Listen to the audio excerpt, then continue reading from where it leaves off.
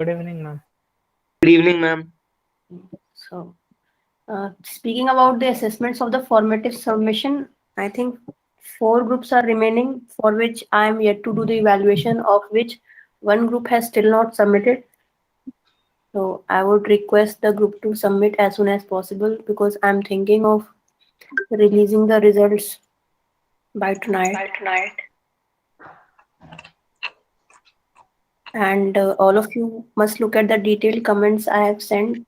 If any one of you wants to meet me with your group and discuss about the summative assessment and what is expected and what they should submit, please feel free to schedule up any meeting.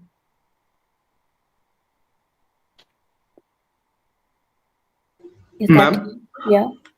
ma'am, for the questions you've given in the like the comments you've given, ma'am, do we have to answer them right now or at the No, end no. when we present our final project? So the idea behind the feedback is that going forward, when you work on your summative assessments, ideally the concerns and questions that have been raised should find some space in that submission. So you need to answer those questions or try to identify the answers of those questions. And that is my feedback. The project is yours, so you must not accept them at face value. You should also critically think on my comments, and if it suits you, if it makes sense to you, then you can go forward in exploring more about them. Okay, thank you, ma'am. Any other question? That this detail I will share with you soon. Within 10 days, I will discuss with you how the presentations will be conducted. So it's not a submission, it's a presentation to the entire class. So every group will be supposedly presenting their final project in front of the class, and students can ask questions from each other, and that time evaluation will happen.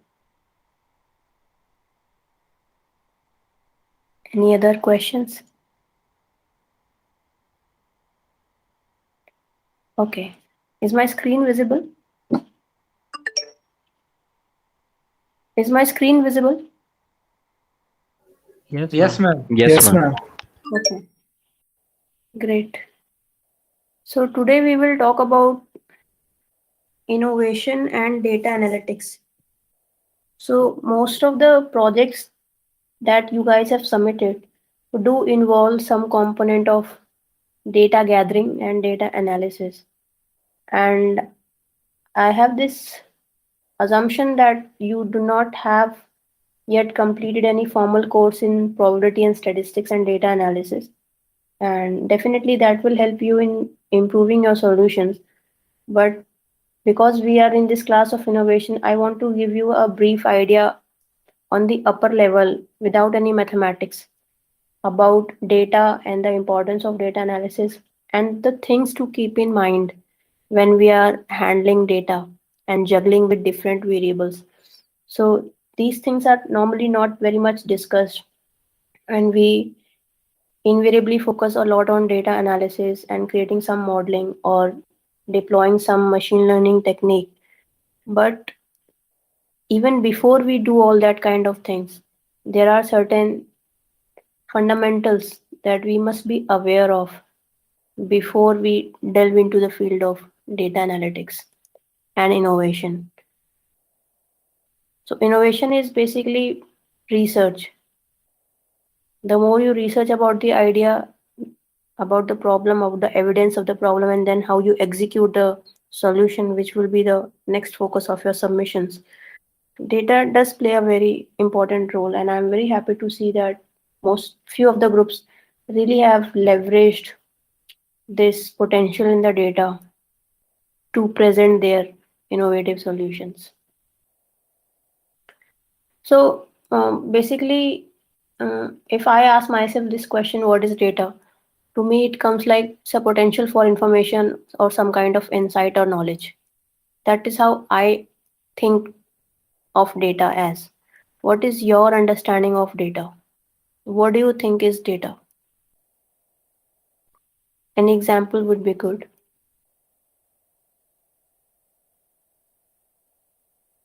Ma'am, set actually of data information can, for uh, set of information such as annual rainfall in different states.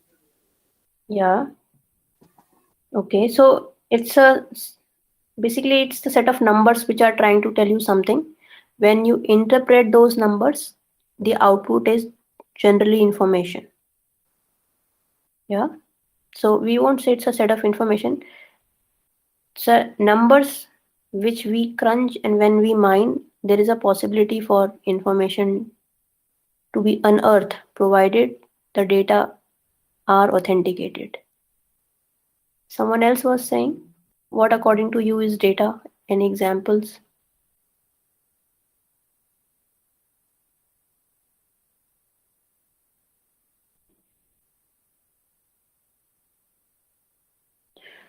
So, what are the most common types of data that you see around yourself in your day-to-day lives?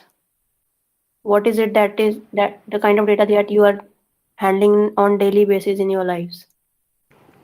Ma'am, bank details. Which details? Bank. Bank details, yes.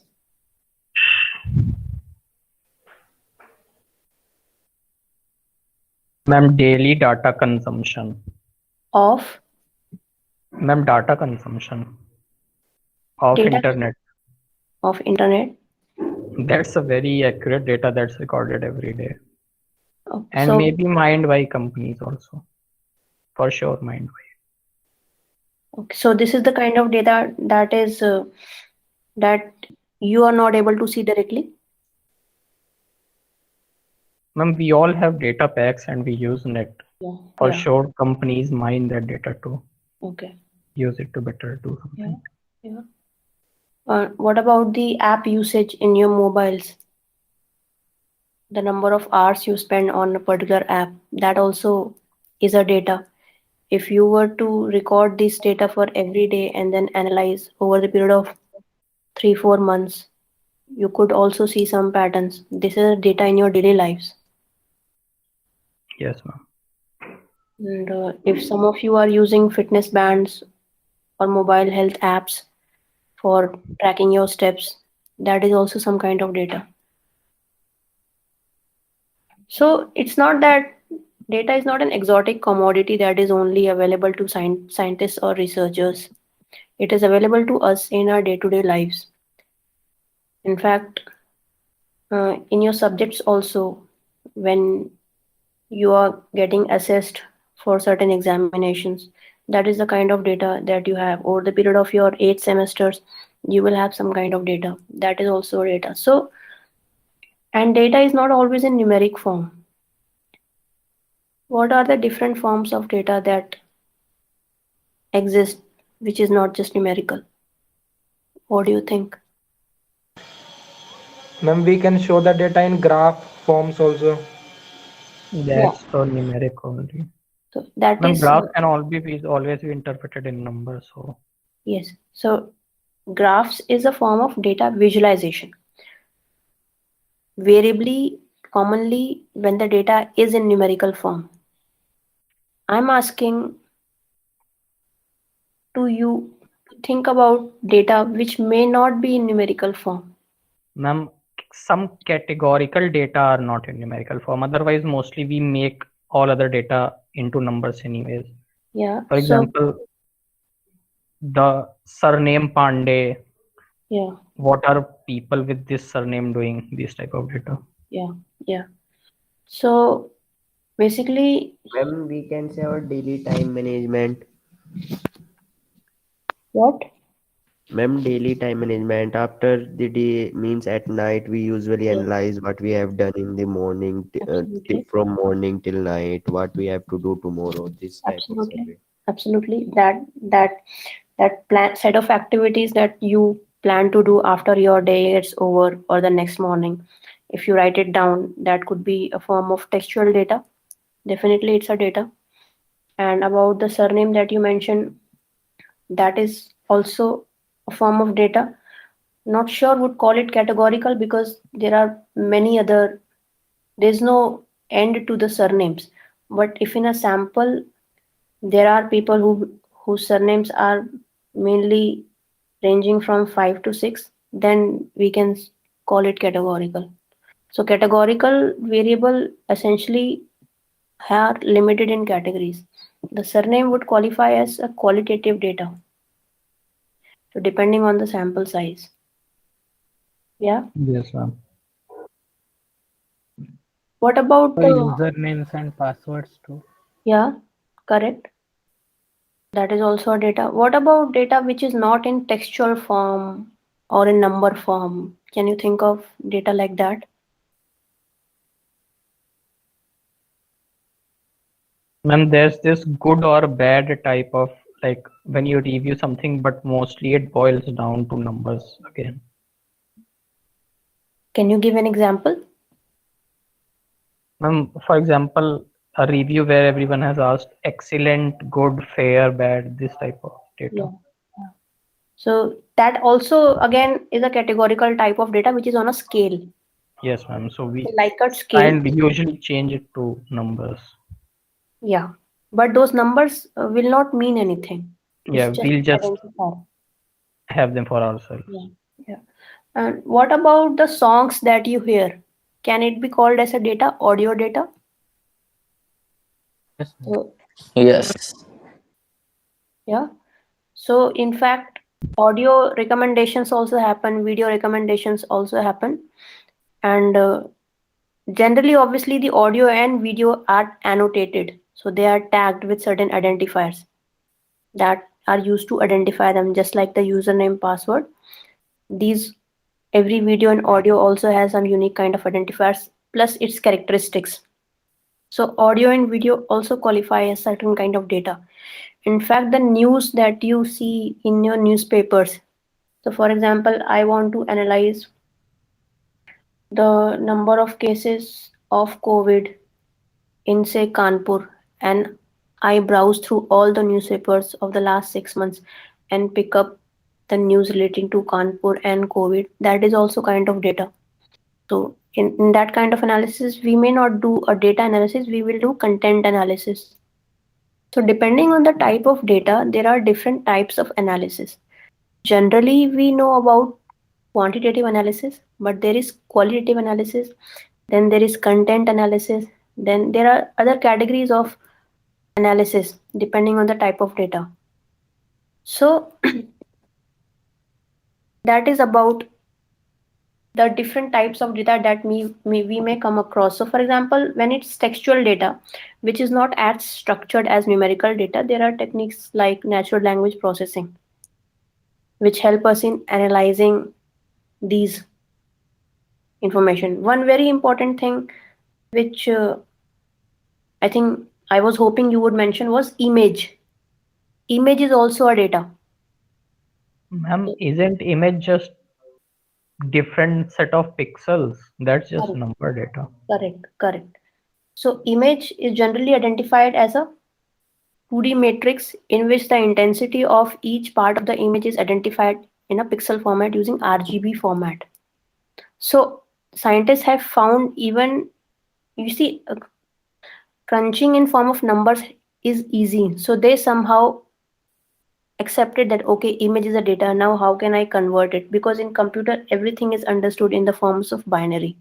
So ultimately, they made this concept of image being understood as a set of pixels and then using different algorithms to analyze that kind of image. So image is also a kind of data which is reduced to data form for its analysis. So if you look around yourselves, there is a sort of deluge of data everywhere. And there has never been so much potential of data analysis in the history of humankind as it is today. And that is why talking about the fundamentals of data analytics is extremely important in parallel to the techniques that have been growing. So when we talk about data as a potential for information, insight, or some kind of knowledge, we must also be aware that what are the determinants of this potential. So I have a given data. How will I determine that the insight that I gather from this has some value or has some potential? To answer that, there are certain things I need to remember. Definitely, a poor quality data will give you a poor quality results. Always remember, in the case of data analytics, garbage in, garbage out. And we will talk about, so how do you think you can assess the quality of the data?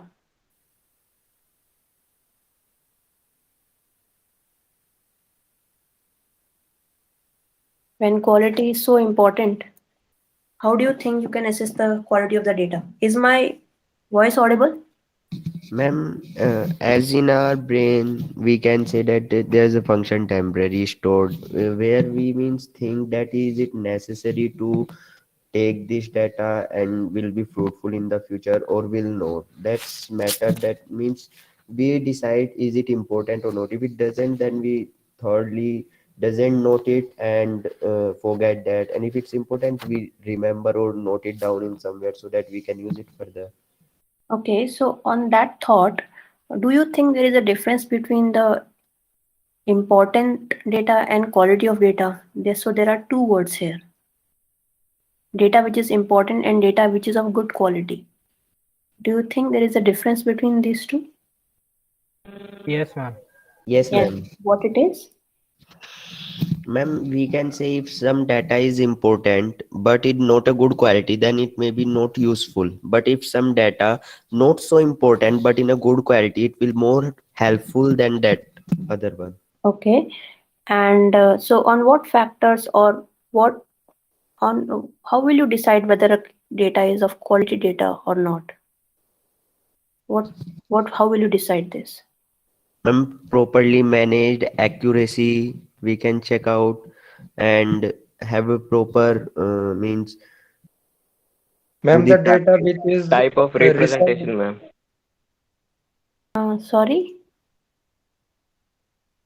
The type of data representation, how data is represented to us. Where? Where? So you are saying type of representation. So how is it determinant of quality of data? Is my screen visible? yes, Yes, Yes, ma'am. ma'am. yes. Type of representation and some you said accuracy and Ma'am, quality decide when the data is researched by a renowned organization. very good. So authority figure. So if it's coming from a reliable authority, then we can say that it's a good quality data. Anything else?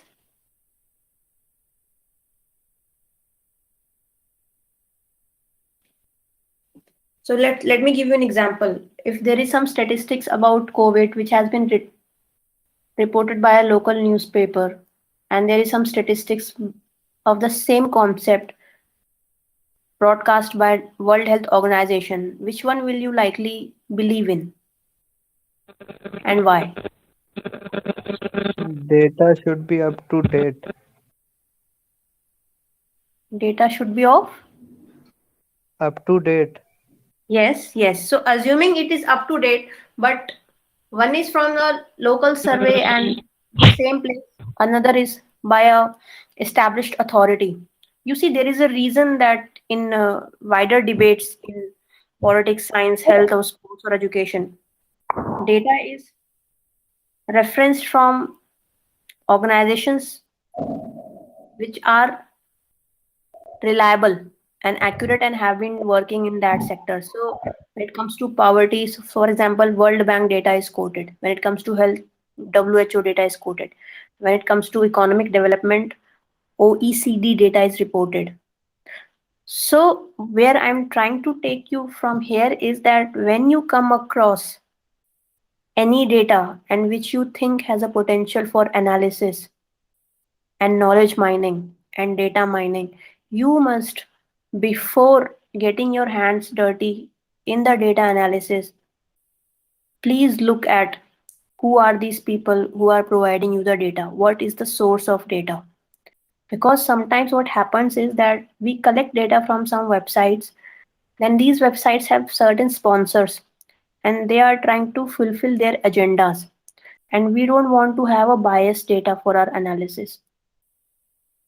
And it is very difficult to segregate such kind of people and such kind of organizations. And this I'm saying because this was told to me by one of my thesis supervisors. As students, we become very excited when we get the data. And now we say that now everything is sorted and I will jump directly to my data analysis.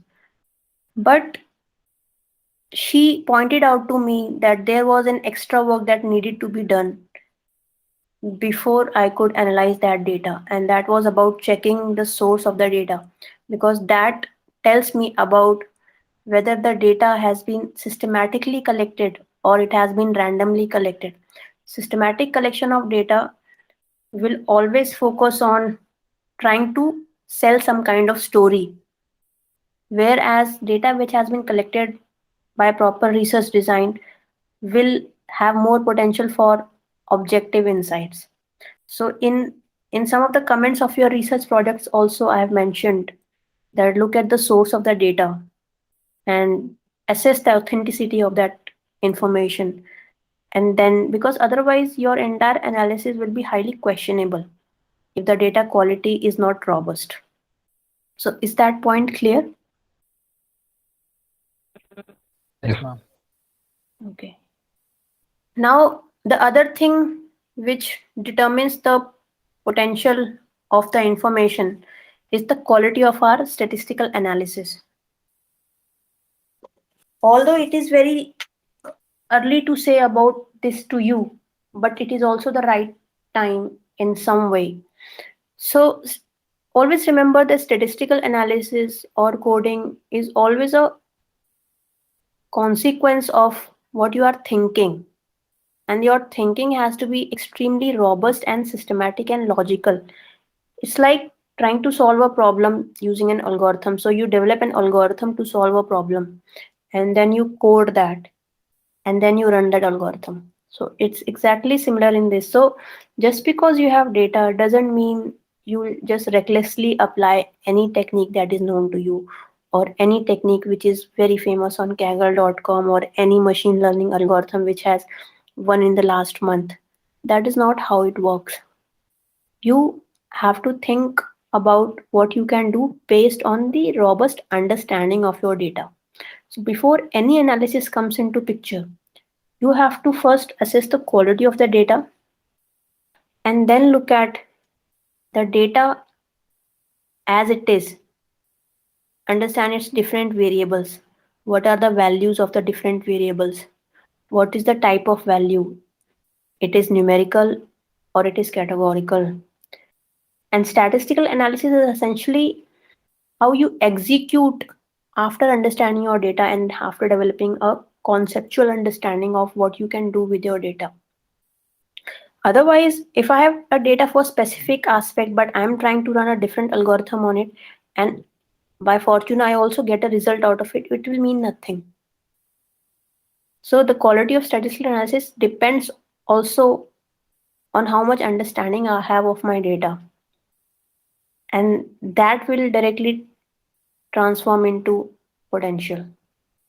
I've again and again emphasized, and I know it is not very much emphasized because we are driven by something which we want to see and rather than think about it. So always, so when you are trying to analyze some data or trying to create something, have a very robust theoretical basis for the analysis of the data. Why I should use this kind of analysis, and why only this particular analysis? Because chances are there are multiple techniques to analyze different data, but why a particular technique is relevant for this data?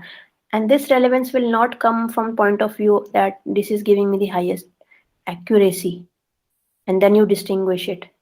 No, it should always be driven from what you want to achieve. Obviously, the selection of the output based on the model comes much later, but you have to have a very firm basis of what kind of analysis is important. The another thing is that real world and experimental world differs a lot. In experimental world, we have lots of assumptions. Even when we do lots of data analysis, there are certain kinds of assumptions which distinguish our lab world from our real world. And because of these assumptions, sometimes results may or may not generalize to the outer world. So when you are trying to generalize some results based on your statistical analysis to the real world, you must always be aware of the assumptions, which also form the limitation of your work. So when you report your output to someone, and in your final presentations also, when you will be reporting something, you must also present the assumptions that you had made during the execution or theoretical execution of your innovation projects. Because ultimately, the goal of data analysis is to take a sample from the population, analyze that sample, and then ultimately say something about the population.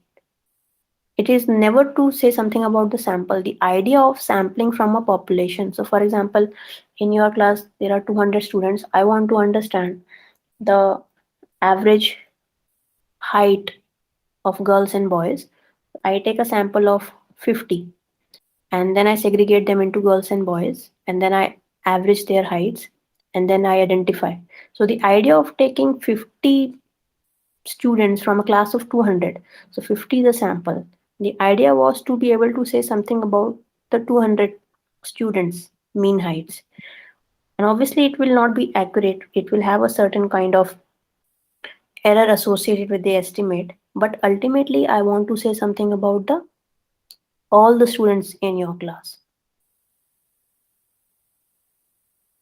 So these questions we just discussed, that what is quality of data, how do we determine it, and why is applicability outside of sample important. So before you delve into data analysis and data science, be very mindful of the nature of your data, the quality of data, the source of your data, and why you are doing a particular kind of analysis. And the answer to this why can only come when you have actually become familiar with your data set. Now, being familiar with your data set means, and so for example, if your data contains 10 variables, so it will be 10 columns, and say 1,000 people, so 1,000 respondents, and each respondent has 10 variable. So you will individually analyze those 10 variables and see what are the range of values, what is their mean or standard deviation or variance, and are there any missing values. So when you have seen every variable singularly, then you have some amount of familiarity with the data, and then you will be in a better place to analyze it and create something out of it. So there is a lot of stuff that goes before you create model, it's data acquisition, data processing, data cleaning, data familiarity.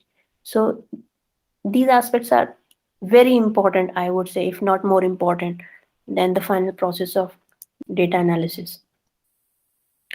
So there are some suggestions that I want to provide. Most of them I've already discussed. For example, it's always good to check the source of the data. So for example, the group that is making a COVID-19 bot, I would really recommend them, and I have mentioned in the comments also, to justify the use of the data sources you are using for your analysis, because that will directly correlate with the degree of authenticity of the information that you will be presenting to your future users in the app. So that is one thing that is quite applicable in that case. Then theoretical basis of the analysis is also extremely important. You see, before anything gets done in the computer, it's done in the head of a researcher, of a student. So in your head, the concept needs to be as clear as possible, as tight as possible. It should be very, very clear to you in your mind, such that you can even explain a layman if he or she does not belong to that field. It should be that clear. And then comes the execution part. If you can defend your conceptual thoughts, then data analysis will make more sense. So for example, you're trying to create a disease prediction model, and you somehow confuse. So for example, you are trying to detect, let's say, diabetes, and generally research says that higher the BMI level, higher is the risk of diabetes. But suppose here the dependent variable is diabetes, the independent is BMI, but suppose because your theoretical basis you have not worked on it, you have not read the previous research papers which say that, then you confuse that okay, people who are diabetic can also have higher BMI, which could be the case, but it is not very common, and then you create this kind of model. So a lack of theoretical basis will get reflected in the results of your data analysis, and you will misinterpret. So the chances of misinterpretation are very high.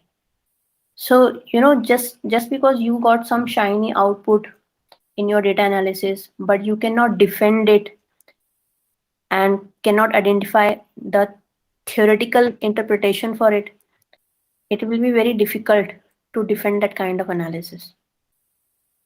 And this becomes much and much complicated as we go ahead in the feed of data analysis. So the ground rule always remains the same. Before doing any kind of data analysis, which is the last bullet of this slide, you should reason, why am I doing this? What do I want to achieve out of it? What kind of understanding I want to achieve out of it? Write your hypothesis, then do the model. Do not create your hypothesis after modeling. That would be a breach of academic conduct. So in research, first the hypothesis is laid, then the testing is done. Some of the researchers, to get their papers published, create many models. On the basis of results, they create their hypothesis. This is a very unscientific practice and unfortunately very widely used, but you should be aware of it and avoid it, because integrity as a scholar is very important, and all of you are scholars. So basically, this diagram talks about the basics of statistics. So this bigger circle is the population. Am I audible? Yes, ma'am. Okay. So this bigger circle is the population. You see, why do you think that we have to draw a sample from the population? What is the need of sampling from the population?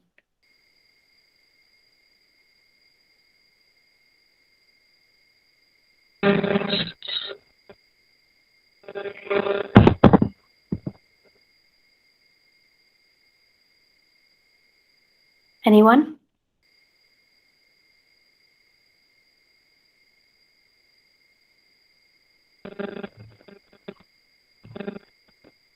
You must have read about the election surveys, election sample surveys, which try to predict the results of elections. Why do you think we need to draw the sample from the population? That's why, because they're done. If we didn't draw sample and ask the whole population, that would be the election itself.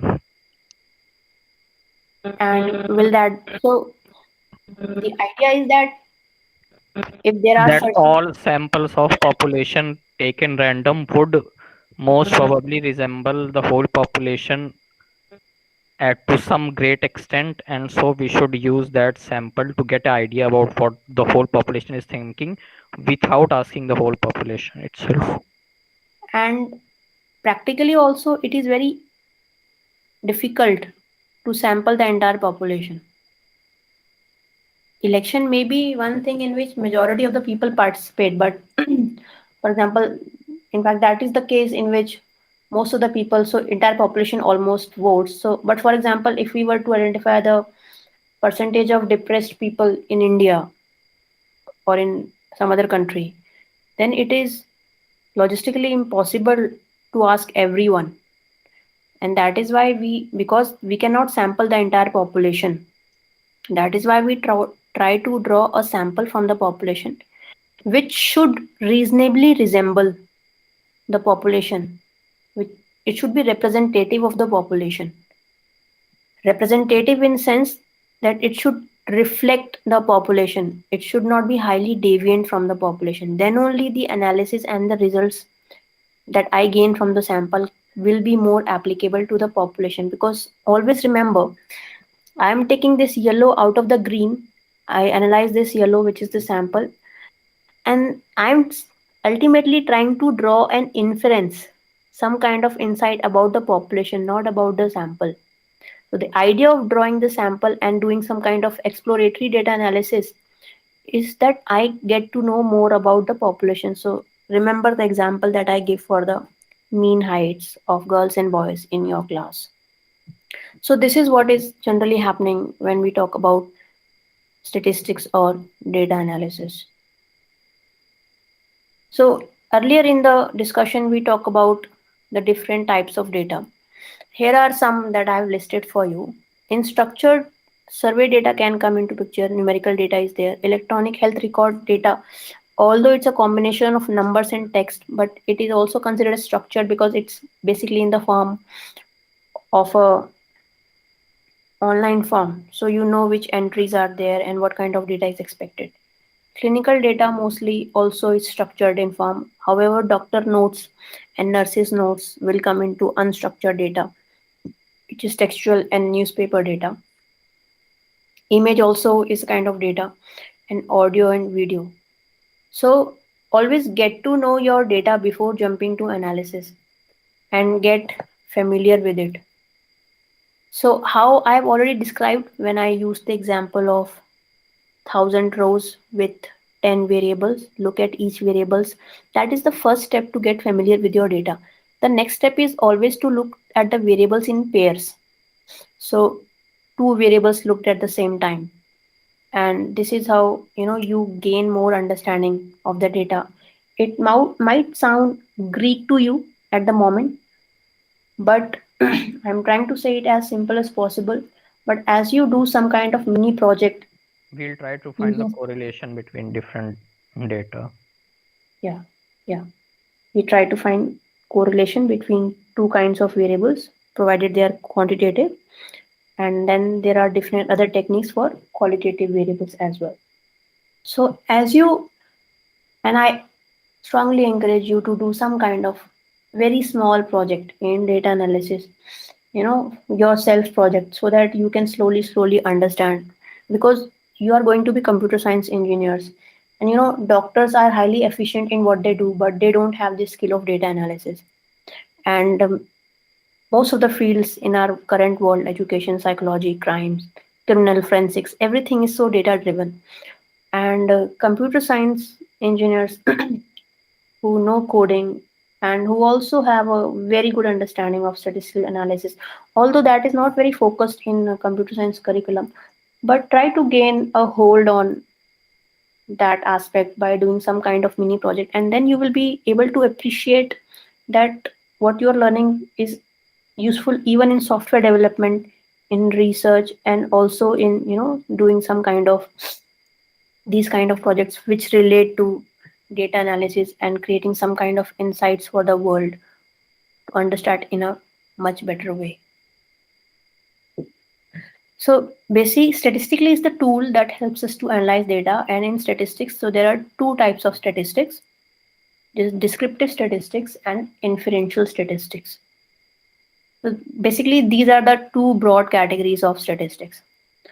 When I talk about descriptive statistics, it usually is used to understand and explore and get familiar with the data, most often called exploratory data analysis.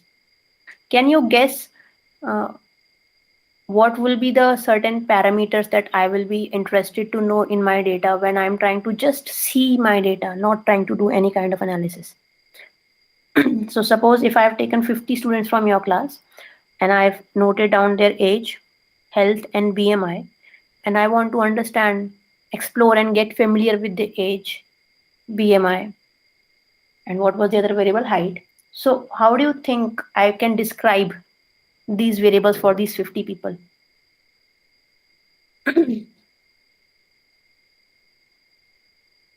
What is that one statistic number that I can compute for age, BMI, or height to be able to say something?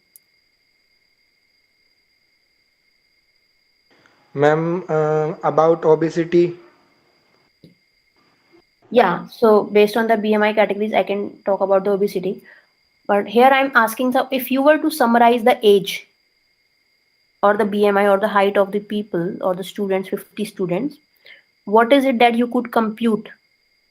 Ma'am, weight we can compute. Weight? Ma'am, you have BMI, you have height, so of course you can calculate the weight. Weight, yeah. But listen to the question. If I were to summarize the BMI, if I were to summarize the age and height,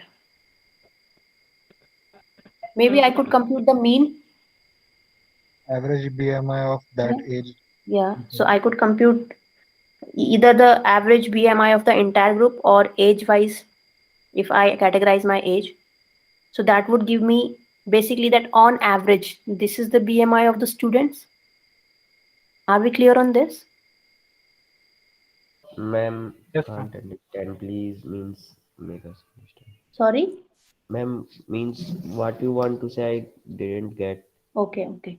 So I'm saying that, for example, you have 10 students, okay? And you have the height of each of the students given. Now I am asking you to describe the height of these 10 students more or less in a number. So, if I'm asking you for summary of your data set, you cannot tell me that student 1 has this BMI, student 2 has this BMI, student 9, student Ma'am, 10. No, that. I will tell you that more than 6 feet students are this, between 5 to 6 are these, and 4 to 6, 5 to 6 are these. Means I will give you sum of data. Yeah. So you are actually categorizing the BMI, but imagine if the number of students were more. Ma'am, we will give you the mean, median, mode, or if they are even more, then we can also give you the quartile depending Yeah. on the age. And one other important thing would be to also give me how much variation there is in the BMI. So I'm not Standard sure if deviation. you have read about variance in your 12th Yes, class. ma'am. Variance and standard Yes, deviation. ma'am. Variance, standard deviation, all Yeah. these. So variance and standard deviation actually compute how much each data point differs from what?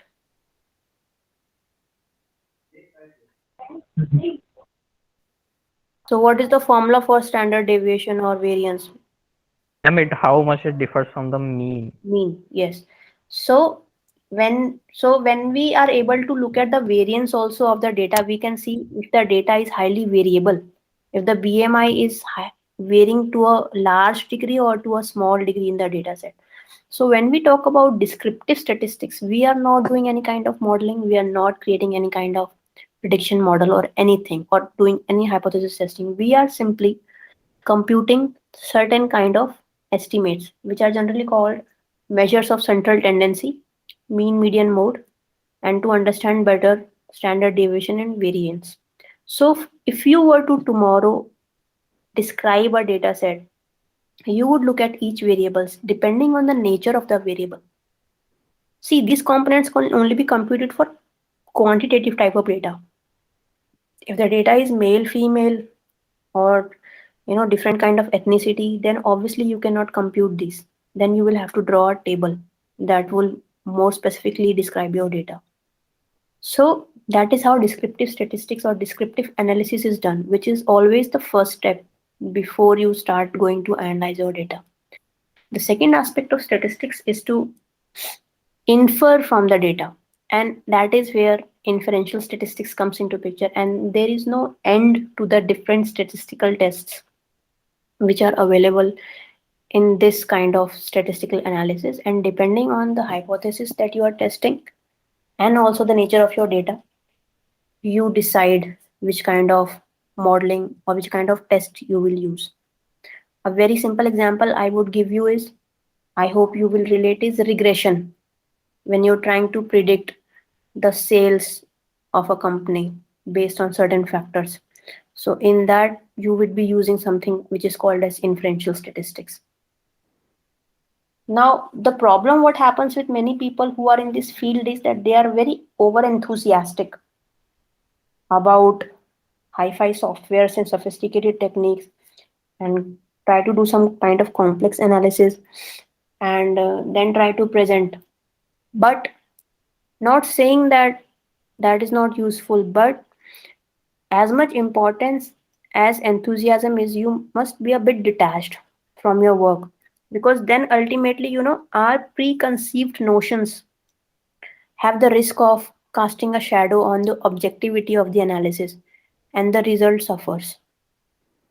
So that is why be always a bit detached from your work, so that you can look at it in a much more stern manner and in an objective manner, so that you can actually identify what is going wrong where, if at all it is going. So look at the results and the data as they are, not as how you want to look at them due to certain kind of notions. And this generally happens, and that is why most of the papers get rejected in the conference or journals. The very interesting thing that you will come across when you do some kind of mini projects in this is that some unexpected result appears. As a human, our first instinct is to get disappointed and sad that the hypothesis that I was trying to test, I'm not able to see in my data. What should I do? And but the beautiful thing is hiding even beneath. You try to identify why did you get what you got. And perhaps that could be the starting point of some other kind of research. And you must always also share the unexpected results, and not just share the results that are expected, because you never know how the other people will pick it up and then use it for their own certain kind of research. Maybe it may not be immediately clear to us that why I'm getting this unexpected result, but when we dig deeper and understand, it will become much more clear. So when expected result comes, fine, but don't be complacent. But when unexpected result appears, try to identify why it is happening so. And that will be real learning into the data science aspect, when you really try to understand that what may have gone wrong in my assumptions or in my analysis or in the way I have considered variables that I'm receiving this. So statistics is of two types, descriptive and inferential. And descriptive is basically to understand the data and get familiar with your data. Inferential statistics, if you Google the term, there are several methods that are used in this kind. Depending on the problem that you are trying to solve and the kind of data that you have, the techniques can be deployed. And these are very crucial in research and also in innovation. So you must have noticed I don't use the word innovation much, because innovation or entrepreneurship, these are basically more about research and curiosity on the part of the creator. Innovation and entrepreneurship is the consequence. It may not be the process is something else. And data analysis is a very crucial part of that process. So as we all know, we are all inundated with data. There is literally a flood of data, and data is getting generated at a very rapid pace in our current world.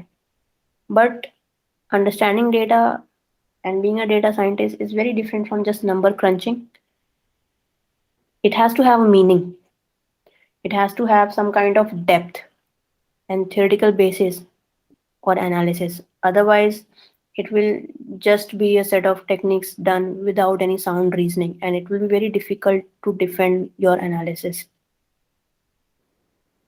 Overall, it is important to remember that we are doing all these kind of analysis to know our world better.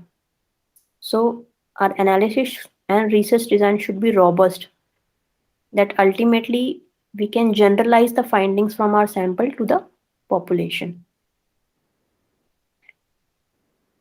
And that is why thinking practically is important. What will be the real meaning of my analysis when I take my analysis in the real world? What will it mean to a person? What will it mean to a population? How will it affect them? What aspect of their lives will it improve or degrade? Or how will it impact the people who are at the helm of decision making? When you think practically about your analysis, directions come easier to you. It, it is very easy to get lost in the didactic nature of data analysis.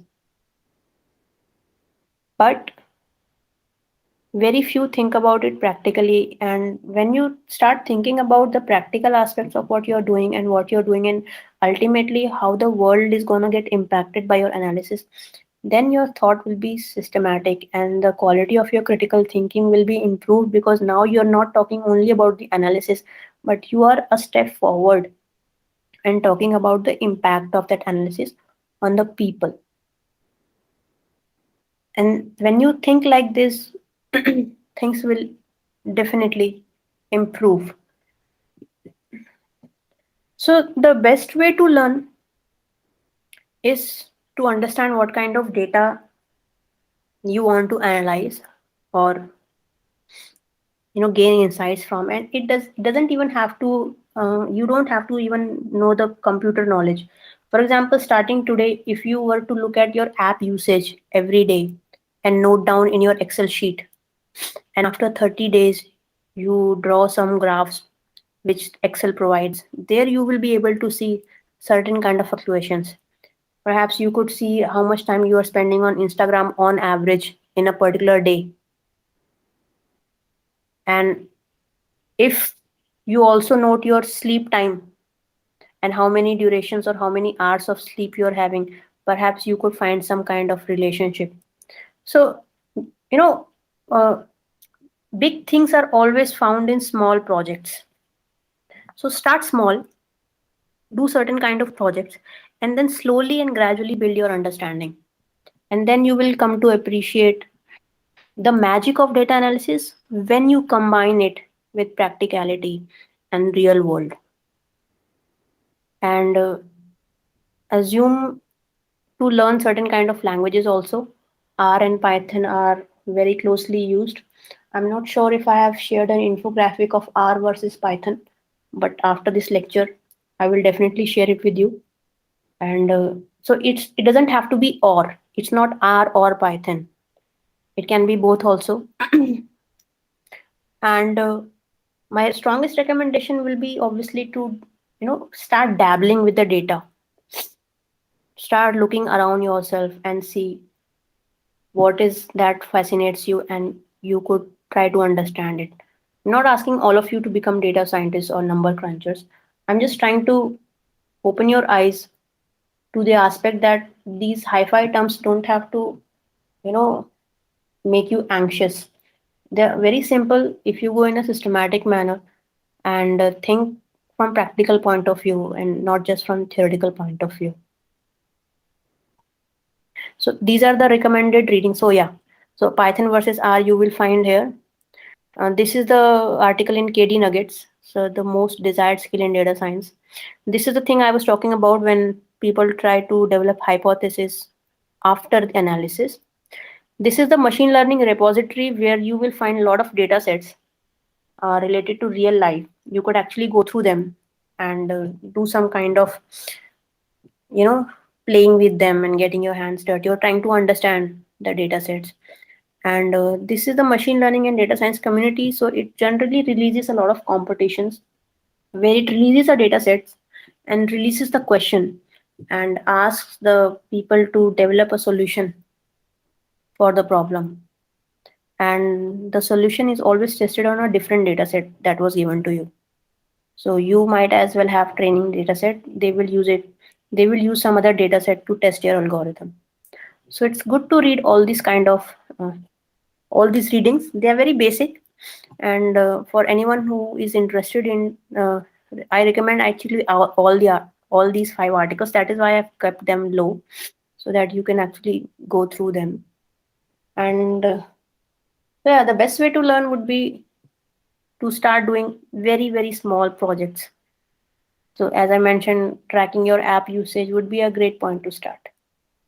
And if you do plan to do some kind of project and you need any assistance, I will be very happy to help.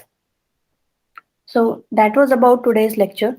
In the next lecture, we will talk about, again, very rarely discussed aspect of academic integrity and academic misconduct and ethics in innovation.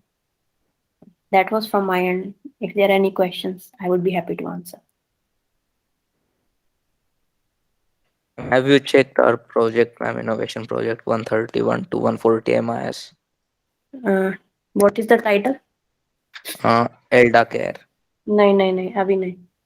ये इसमें Okay, Shrikant है ना? Shrikant Yes, वाला ma'am. Yes, ma'am. अभी नहीं है. Roll number wise, I'm going roll number wise. So I remember this one is pending. Any other question? Hope you got a brief overview of data analysis. It was important, so I thought I should include this. Yes, ma'am. Ma'am, we will work on